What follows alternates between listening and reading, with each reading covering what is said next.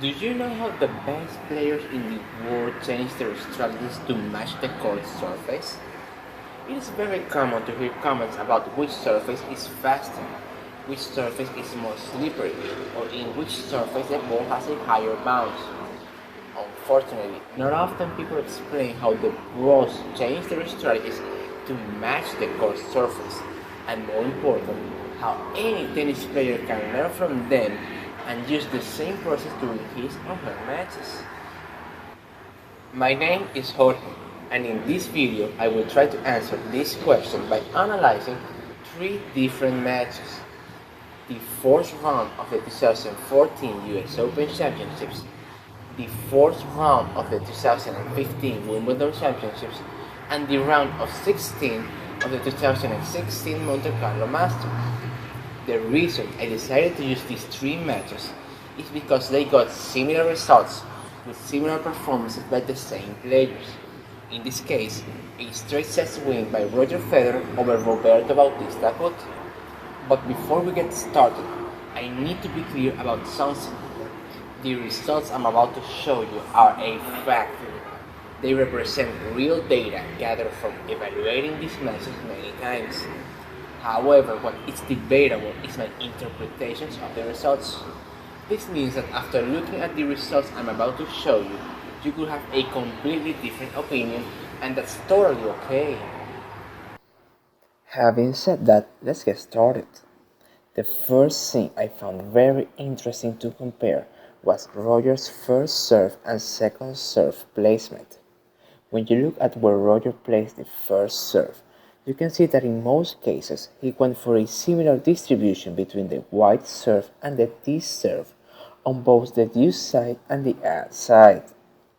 As for the second serve, Roger only went for an even distribution during the Wimbledon match. During the matches at the US Open and Monte-Carlo, he preferred the T serve on the deuce side and the white serve on the ad side.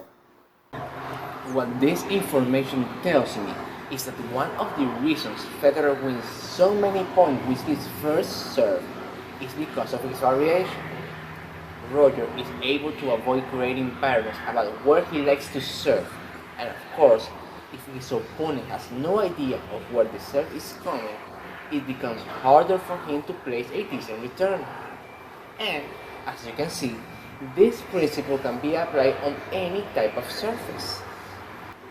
When I believe the surface started to have an effect in the strategy is on the placement of the second serve. The faster the court, the more Federer could attack with his second serve. The more he can attack with his serve, the more variation he will try to use, which explains that even distribution during Wimbledon. On slower surfaces, Roger was a little bit more cautious. That's why I believe he decided to aim most of his second serves to Bautista Agut's backhand. The second aspect I want to talk about is the length of the rallies. I decided to start by creating three categories: rallies with less than 4 shots, rallies between 4 and 8 shots, and rallies over 8 shots. Then I took each point played and placed it at its according category, and compared the percentage of points played at each category among each surface. To my surprise, I got similar percentages of short, medium, and long rallies between the three matches. At first sight, it looks like the surface doesn't force you to play a specific type of rally length. However, if we look at the percentages of rallies won by each player, we see that the percentage of short rallies won by Roger starts decreasing from fast surfaces to slow surfaces. This suggests that Federer had to work harder on slower surfaces. Here is when things get tricky because we have two sets of data neglecting each other. The first set of data tells us that the court surface doesn't affect the length of the rally, while the second set of data tells us it does. So, which one is right? Let's take one last look at the numbers, but this time, let's combine the short rallies and medium rallies in one category and see the percentage of points won by Roger in this new category. Here we can see that the percentage of points won is very similar among all surfaces. This is where I believe we can find the truth. You see, Roger is a player that likes to be on the offense as much as possible. He likes to attack his opponents and get to the net to finish the point. At slow surfaces like Monte-Carlo, his ground strokes tend to hurt his opponents a little bit less, which is why he might need an extra volley or smash. But the principle of attacking and coming to the net keeps being effective among every surface. Finally, there is one last aspect I want to discuss: the types of shots Federer used during rallies.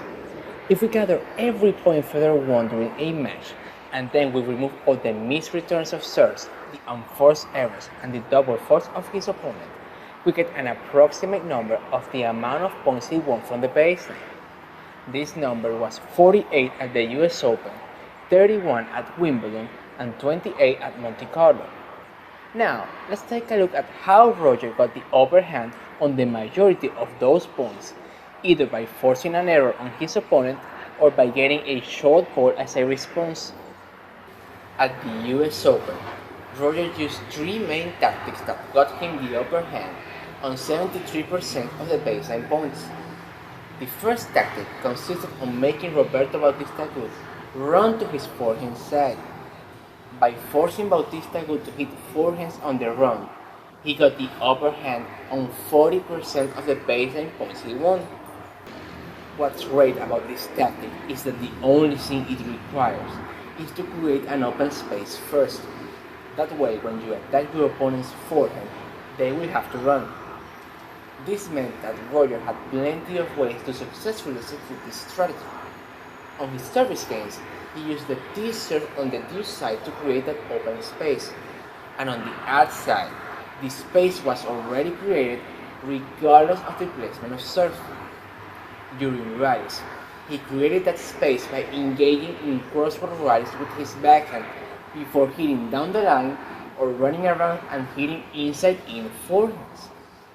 The second tactic he used was the exact opposite. This time, he focused on forcing Bautista Agut into hitting running backhands. By doing so, he got the upper hand on 23% of the baseline points he won. Finally, the last main tactic he used was the low slice. Roger used this shot mostly as a defense mechanism.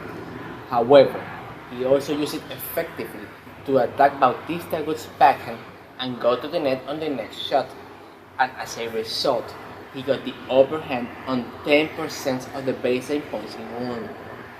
What's interesting is that these three main tactics were the same he used on the other two matches.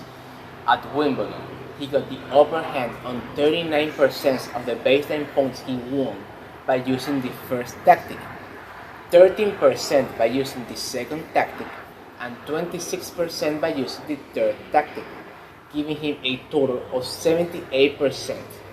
At Monte-Carlo, he got the upper hand on 32% of the baseline points by using the first tactic, 14% by using the second tactic, and 18% by using the third tactic, giving him a total of 64%. However, it's important to let you know that here, the use of the third tactic, the low slice to attack, was different. Here, Roger used this tactic to bring Bautista Agut forward and then hit a passing shot, or to buy himself some time so he could run around his backhand to hit the ball with his forehand. So, what can we learn from these results? In my opinion, the reason these tactics work on all surfaces was because they target aspects of the game that Bautista Agut struggles. They target his weaknesses. Bautista Agut is not the player that is well known for having the best movement among his peers, and on top of that, he usually uses flat shots. That combination makes him vulnerable whenever he has to run to hit the ball, regardless of the surface on which he's playing. It's still important to point out that the surface had its influence in two aspects. First, the results tell us that at Monte-Carlo, Roger won a smaller percentage of baseline points by using those three tactics, which could be because clay is the slowest surface, giving Bautista Agut more time to run. And second, during the Wimbledon match, Roger got the upper hand on many points by using the slice. In contrast, at the Monte-Carlo match, the slice was effective when used as a combination with other shots. This difference is most likely because of the court bounce. Since grass courts have a lower bounce of the ball, that low slice becomes a harder shot to deal with.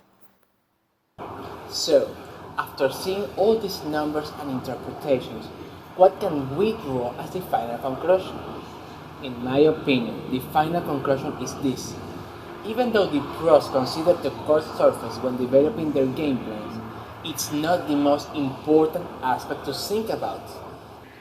The process to develop a game plan should start by finding out who you are as a tennis player. What's your style of play? Are you an offensive player or a defensive player? In this case, Roger is an offensive player. He likes to attack. He likes to hit winners. He likes to get to the net.